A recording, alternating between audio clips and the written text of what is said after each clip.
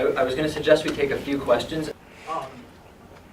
Michael, one of you was talking about the difference.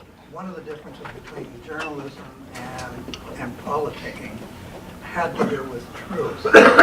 And yet, you know, if you look at what you've been talking about, the problem and the measure of success for liberal journalism is whether or not certain memes, certain frameworks, certain messages can be gotten out frequently enough to enough people with enough of the kind of manipulation advertisers are familiar with, that eventually you will get through to people outside of a circle like this. And we all have shared beliefs here. There are certain policy positions that follow readily from them, and we're all exposed to roughly the same sets of facts because of whom we talk to and what we read. But what about in the other bubble? How do you break through that?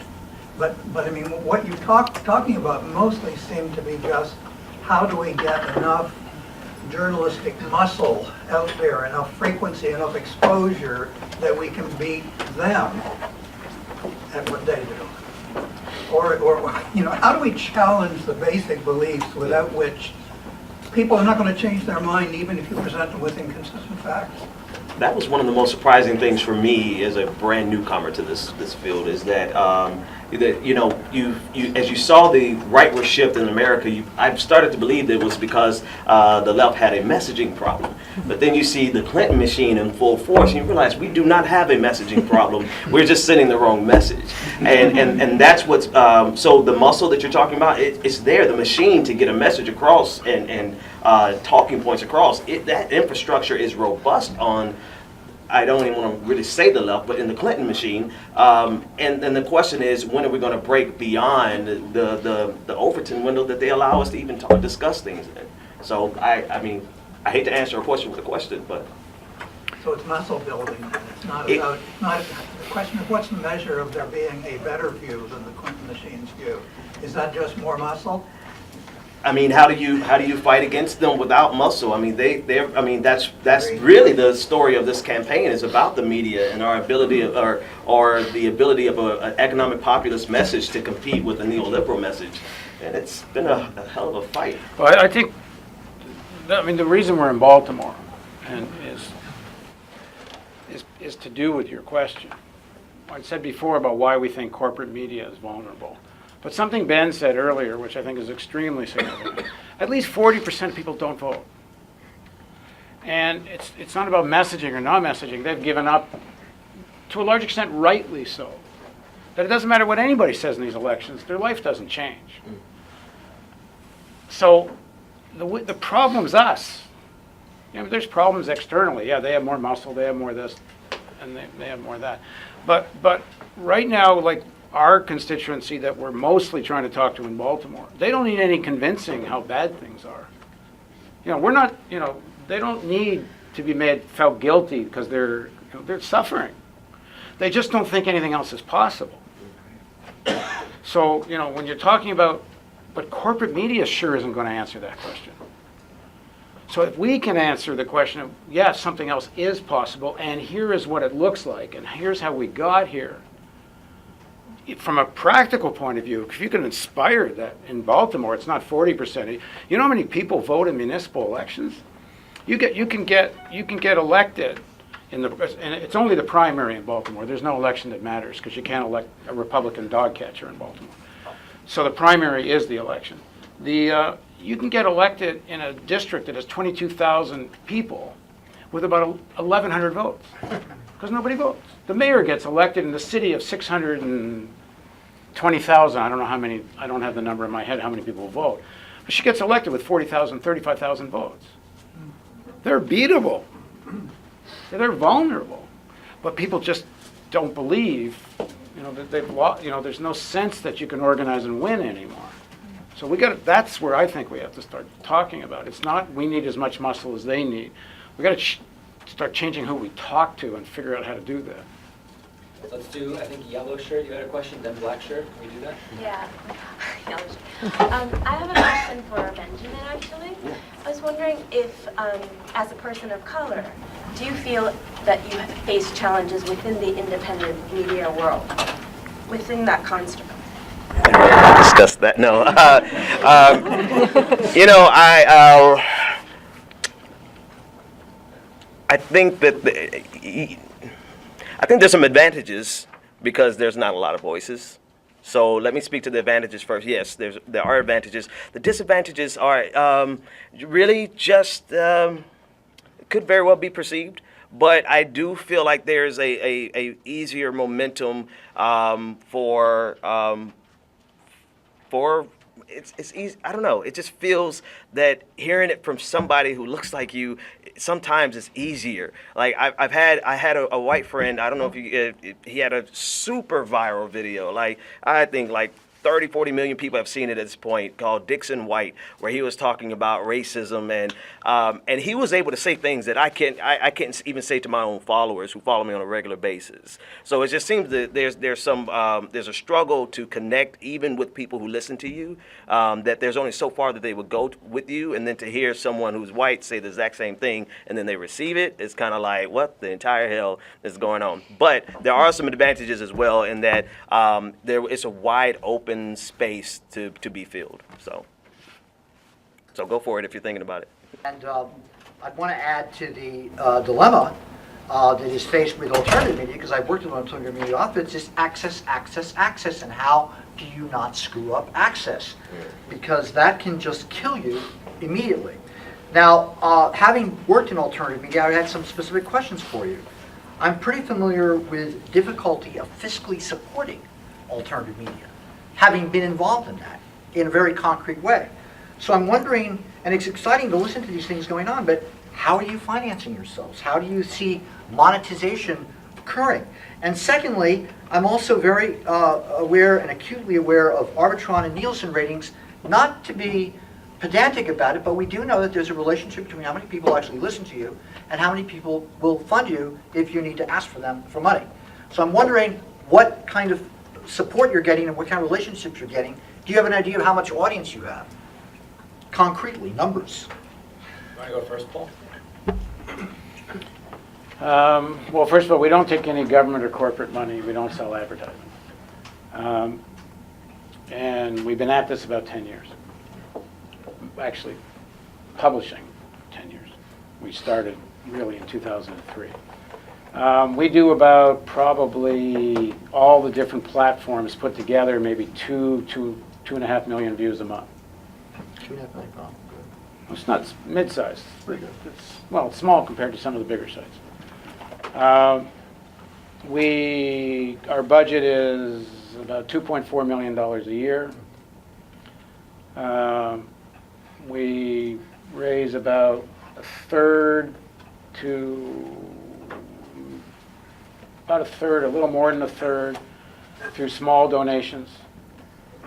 We got some big foundation money in the very beginning in 2005. And we told them we were going to do independent, uncompromising journalism, and then when we did, they never gave us any more money. MacArthur and Ford, who gave us one down. And it's kind of funny, because I was actually told when we went back for the second funding, they said, you do too much media criticism. And I said, I don't know what you're talking about, because we're very weak on media criticism. Because we were planning to do a media criticism show, and we didn't. We hadn't gotten. It was just code word for we don't like your content. We got lucky. We have some bigger donors. They were all viewers. We spent tons of money chasing big donors, and we wound up spending more money than we ever got. And most of our funding now, including bigger donors, and we have a couple, one in particular who's quite big, was a viewer. It just happened to inherit some money. We are targeting people now that are inheriting money. We're looking for this next generation, you know. We really want to get to a totally small donor base. That will be our ideal. And if the Baltimore, actually one of the measurements you're asking me about measuring success, Baltimore really has to get self-sustaining based on Baltimore if it's going to replicate. But it isn't going to happen until we are relevant to people's lives, and hopefully if we are, they will. I'll say quickly, and then if you guys want to comment. My program is funded about 35%, 35 to 40% by viewer subscriptions. We give away our broadcast show for free, and then we do members-only content that's extra. And then there's about another 35% that's our YouTube partnership. 30% that's left is a combination of advertising, direct advertising, and affiliate programs. And basically all along it was just, we could only spend what we brought in, and it was sort of like organic growth.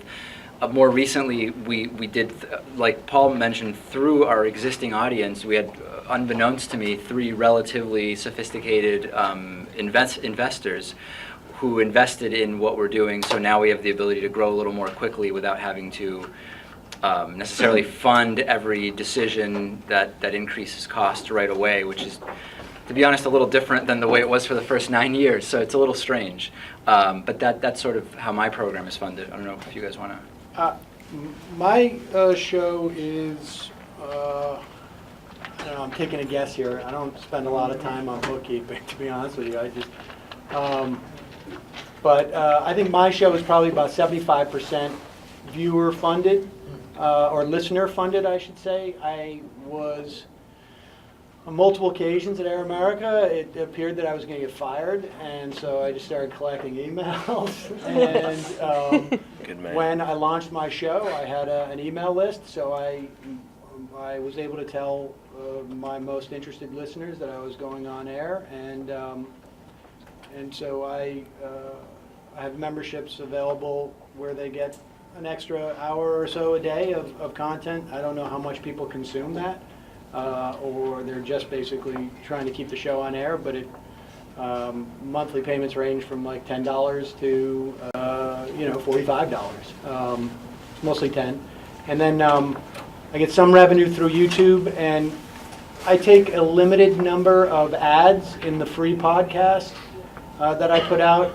There's a lot of stuff that I just won't touch. That is ranging from anything to do with finances, or the most controversial I'll get is like a shaver, and it's got to be one that I use. And so advertising's not a huge deal, but there's basically, and then I have a jet.com affiliate link. I have an Amazon.com affiliate link, despite the fact that I have a problem with Amazon, but I make it very explicit, like, their business practices suck, but if you're going to buy from them, the least you can do is siphon off some of the money for Jeff Bezos. And I'll push jet.com because their business practices are better, but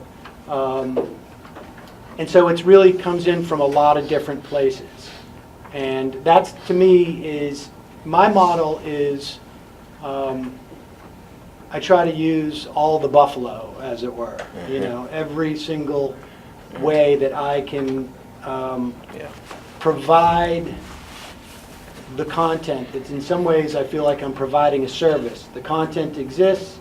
How I deliver it to you is a means in which you either sit through some ads on YouTube, or you listen to some ads on the podcast, or you pay directly in that fashion. And our YouTube channel, I think, gets around 2 million hits a month, views, and our podcast, it's sort of hard to know because I have no way of knowing how many times someone listens over the course of the week, so I don't know the universe of my show, but it's in the mid like 30,000 on any given day will consume it as an audio product.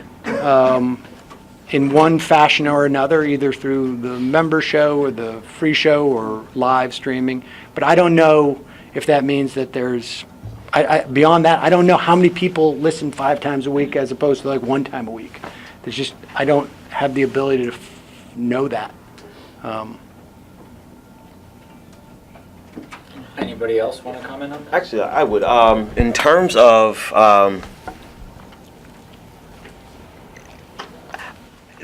the technologies that are here to actually help you make a presentation that rivals anything out there, and it lowers the barrier of entry. So I literally got started with $12 a month, whatever my podcast subscription fee was. And then, but it was in conjunction with a lot of skills that I picked up in some past regenerations, some past lives, that I actually just had the skill set to do the audio, to do the video, to do the content, to do it all at the same time. So that gave me a unique competitive advantage to actually have a voice much larger than a person with 12 followers should have as soon as I started. But then I started seeing it scale, and then the demand started to pick up, and then the donations, the members started coming in, funding it so that I can actually do much more, a higher quality, even though we started off at a really high level. I'm only sharing my narrative, not in terms of huge numbers. We do get some decent numbers, but I'm sharing it because it's really, I think it's the age of the democratization of media, and that it really is about smaller markets, like micro markets, and you absolutely have an opportunity to affect and have your voice heard, and then have your voice echoed, and it doesn't really take a huge investment to get the ball rolling. Now scaling, I'll talk with everyone after the show, after we're done here. Any other questions over here? Okay, maybe right here. Is that me or? Yes. Yes, thank you. Most of what you've been talking about today up until the last few minutes is really about the election campaign, but Paul said something earlier, we have to think about what we're going to do after the election campaign, and you made pretty clear that you have a general vision of where your outlet is going. I'd like to ask the others, what, either for your particular outlet or for independent media in general, what do you think should be its long-range objectives and how to achieve them? I mean, from my perspective, I anticipate, like I was during the the Obama administration, there being a lot of opportunity for me to be critical of the Obama, if it's the Clinton administration, or, I mean, frankly, if it was the Sanders administration. I mean, I think,